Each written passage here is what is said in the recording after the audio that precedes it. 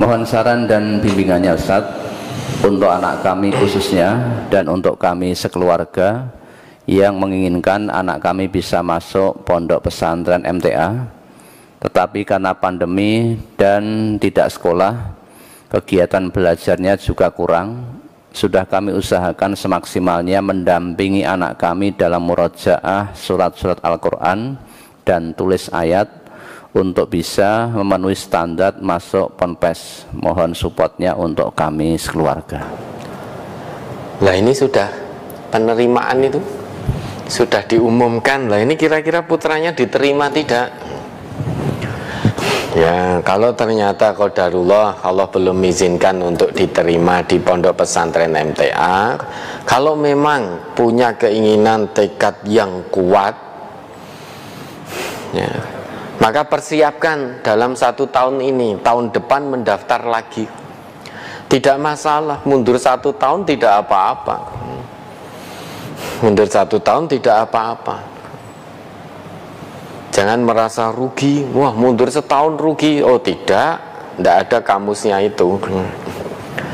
Mundur setahun tidak apa-apa untuk mendapatkan hal yang lebih baik, yang lebih baik, yang lebih baik lagi.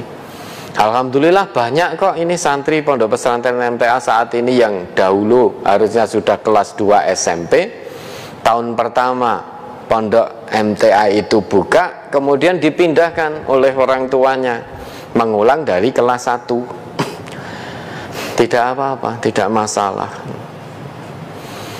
Ya kalau qadarullah belum diterima karena belum memenuhi standar persyaratan yang ada di pondok pesantren MTA, maka setahun ini dipersiapkan dengan baik. Nah, termasuk mempersiapkan semangat anaknya. Ini jangan-jangan orang tuanya yang mau mondok, anaknya sebetulnya tidak punya keinginan. Ya, pondok sekarang ini beda dengan dulu. Kalau dulu pondok pesantren itu murni ngasuh santrinya tok. Nah, sekarang ini pondok pesantren itu banyak yang selain ngasuh santri juga ngasuh orang tuanya. Lebih sulit mengasuh orang tua daripada mengasuh santri. Karena orang tua itu permintaannya macam-macam dan tidak masuk akal. Ada orang tua yang seperti itu. Kepengennya anaknya mondok karena orang tuanya tidak punya waktu lagi untuk mendidik, membimbing sendiri. Wes masukkan anaknya ke pondok atau ke sekolah-sekolah boarding school seperti misalnya di SMP MTA atau SMA MTA, atau di tempat-tempat boarding school yang lain atau pondok yang lain. Karena kesibukan bapak ibunya dalam dunia kerja sehingga tidak punya waktu untuk mendidik, membimbing anak-anaknya sendiri. Maka dimasukkan ke dalam pondok dan boarding school. Namun demikian intervensinya luar biasa. Intervensinya luar biasa. Padahal bapak ibu ini juga sudah perso. Dimanapun tempat, apalagi itu lembaga pendidikan, entah di pondok, entah di boarding school, pasti ada nidomnya, ada aturannya. Dan santri atau siswa yang melanggar aturan tempat itu akan terkena sanksi. Karena dalam pendidikan itu aturan tanpa sanksi itu omong kosong. Aturan itu, nidom itu untuk diintidomi, untuk ditaati aturannya. Maka bagi yang tidak mentaati aturan akan terkena sanksi. Itu untuk menjadikan baik seluruh penghuni pondok atau penghuni boarding school itu. Nah, ini tidak sedikit orang tua yang intervensi aturan, intervensi nidom. Bentuk intervensinya kebetulan anaknya melanggar aturan yang ada di pondok itu atau di boarding school itu, misalkan SMP atau SMA MTA, melanggar aturan. Lah, oleh guru-gurunya karena ini melanggar aturan maka diberi sanksi sesuai dengan aturan yang dilanggar. Nah, orang tua ada yang menawar, mengintervensi luar biasa, bahkan sampai mengintimidasi. Intervensinya sampai intimidasi, masuk taraf intimidasi kepada guru-gurunya, kepada pembina asramanya. Saya ingin sanksinya dirubah, jangan yang itu. Saya tunggu laporannya. Siapa yang bertanggung jawab kalau anak saya mendapat sanksi itu? Kami yang rugi karena kami yang bayar. Merasa sudah membayar. Ada orang tua yang seperti itu. Karena merasa sudah membayar, sehingga merasa sudah membeli waktu, tenaga, pikiran guru-guru dan pembina-pembina asramanya. Coba jenengan pikirkan, berapa yang panjenengan bayar dalam setiap bulannya? Berapa yang jenengan keluarkan untuk membayar di pondok ataupun di boarding school itu? Kalau dengan membayar kok sudah merasa bisa membeli sehingga melakukan intervensi luar biasa, ambil pulang anaknya, jangan ada di situ. Silahkan dididik sendiri, dipindahkan ke sekolah yang memang jenengan cocok dan bisa jenengan intervensi. Maka kami tegaskan ya, di lembaga pendidikan MTA, siapapun orang tuanya boleh memberi usulan. Usulan yes, intervensi no. Kita tidak terima intervensi dari siapapun, karena intervensi itu akan merusak nidom. Nidom yang rusak maka akan kacau balau. Coba misalkan muridnya 1000, orang tuanya kalau lengkap bapak ibu berarti ada 2000, ya toh, 1000 ada 2000, 2000 intervensi. Kalau semuanya memberikan intervensi hanya gara-gara sudah merasa membayar. Naif sekali pikiran jenengan. Kalau ada orang tua yang seperti itu. Kalau merasa sudah membayar maka ambil anaknya, bawa pulang. Bawa pulang, silakan dididik sendiri, dibimbing sendiri, diawasi selama 24 jam sehingga jenengan tidak perlu mengeluarkan biaya. Merasa membayar, coba berapa yang panjenengan bayar? Sudah sebandingkah dengan apa yang dilakukan oleh guru-guru putra-putri jenengan? 24 jam mengawasi kalau di pondok, di boarding school itu 24 jam mengawasi. Waktunya tersita 24 jam, tenaganya tersita 24 jam, pikirannya juga tersita 24 jam. Bahkan kesehatannya juga tersita 24 jam. Bagi yang sudah punya keluarga, keluarga dikalahkan. Kok enak sekali melakukan intervensi hanya gara-gara merasa sudah membayar. Berapa yang jenengan bayar? Sudah sebandingkah dengan yang dilakukan oleh para ustadz, para guru di pondok pesantren manapun dan di sekolahan boarding school manapun? Apakah sudah sebanding? 24 jam non-stop. Kalau memang sudah tidak percaya lagi pada satu lembaga pendidikan dengan pendidikan yang diberikan, nidom yang diberikan, maka silahkan diambil. Silahkan diambil anaknya untuk dididik sendiri. Untuk dididik sendiri. Maka jangan merasa punya harta sehingga merasa bisa membayar. Hanya gara-gara setiap bulan sudah mengeluarkan biaya sehingga merasa sudah bisa membeli pikiran, tenaga, waktu guru-gurunya. Tidak sebanding. Nah, itulah kesulitan yang dihadapi oleh para pendidik di pondok pesantren dan boarding school saat ini.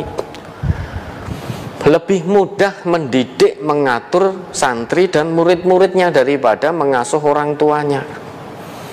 Karena orang tuanya itu permintaannya macam-macam.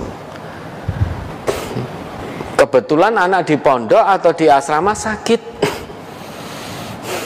kok dengan seenaknya orang tua intervensi. Ya, saudara-saudara saya itu anaknya juga ada di pondok-pondok lain atau asrama lain. Sekian lama tidak sakit, lah kok ini di pondok MTA kok jadi sakit. Di asrama SMA atau SMP kok jadi sakit. Lah sekarang saya tanya, kalau putra panjenengan itu di rumah apa tidak pernah sakit? Ya, manusia itu ini baru sakit tuh Ustaz. Belum nanti kalau qadarullah Allah takdirkan ada santri atau siswa yang meninggal, posisi meninggalnya di pondok atau di asrama, akan jadi apa marahnya nanti orang tua? Ya kok di pondok MTA, di asrama SMP atau SMA MTA kok anak saya malah meninggal dunia? Lah kalau di rumah apa ndak bisa meninggal?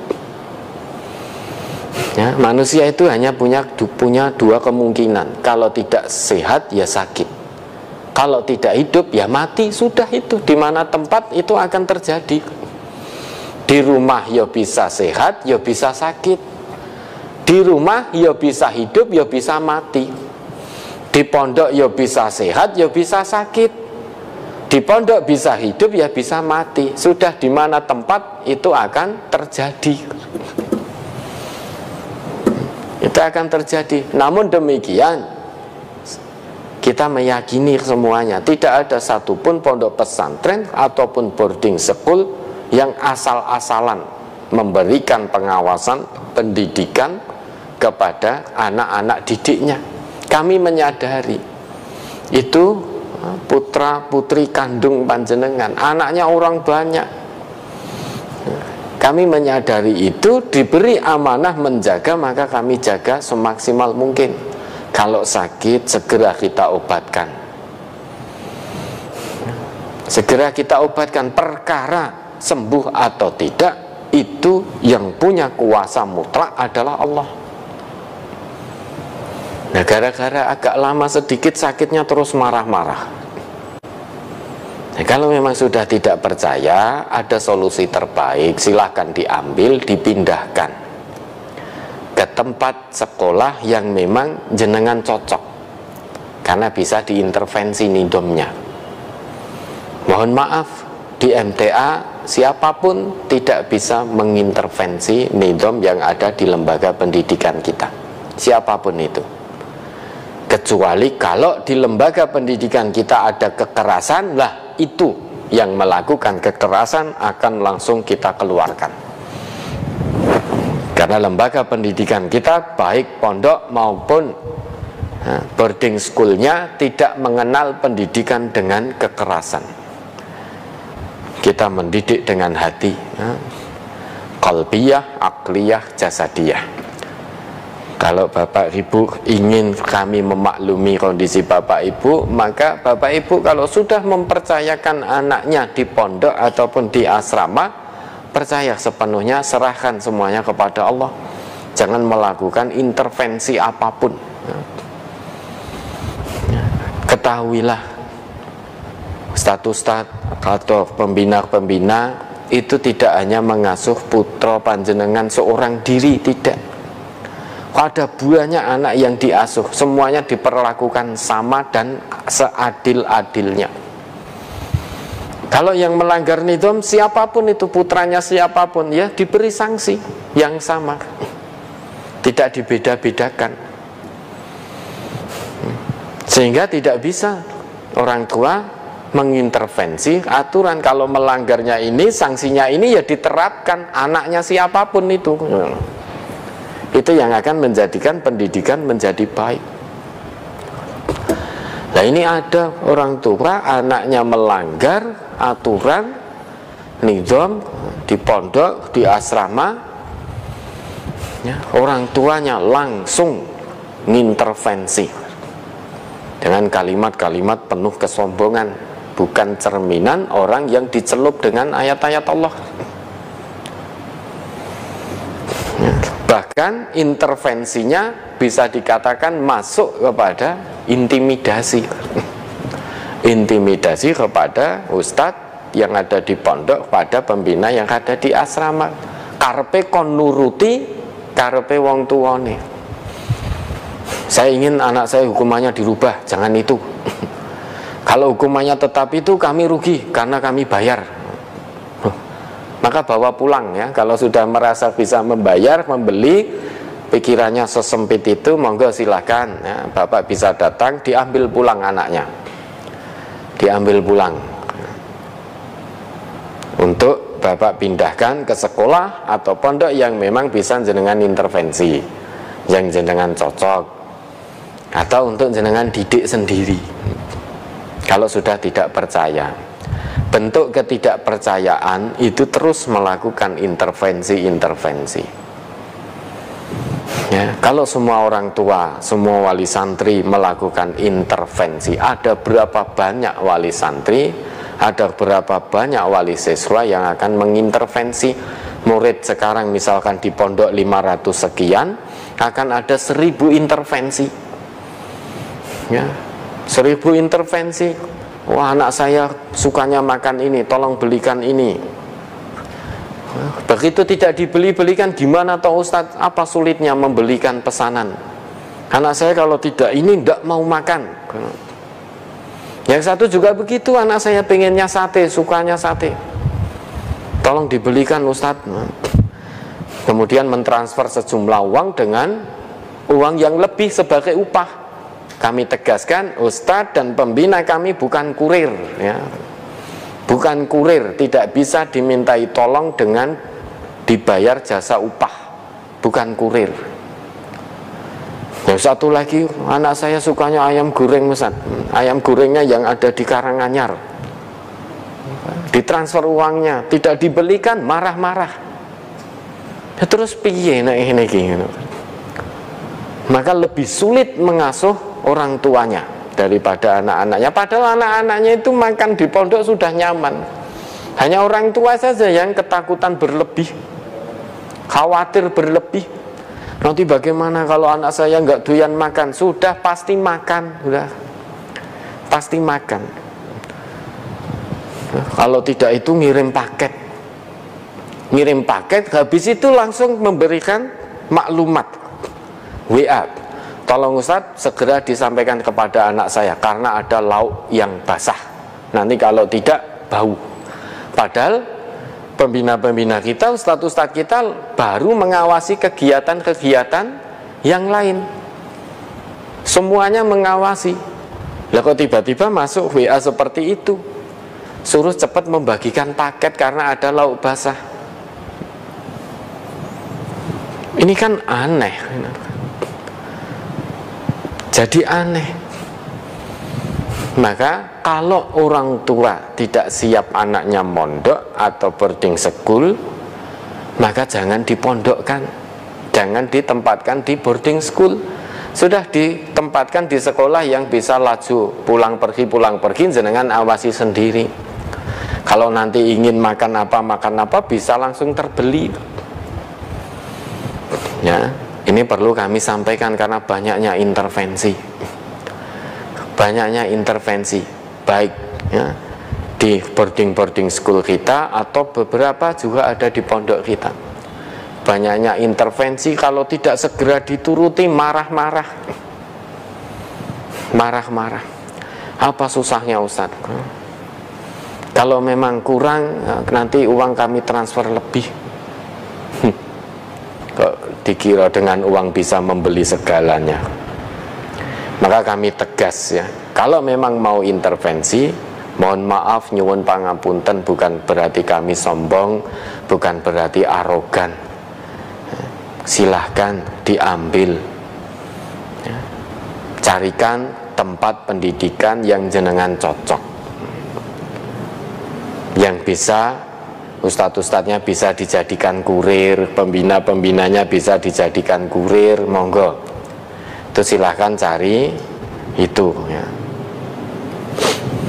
Dan nidomnya bisa diintervensi, yaitu silahkan dicari yang itu.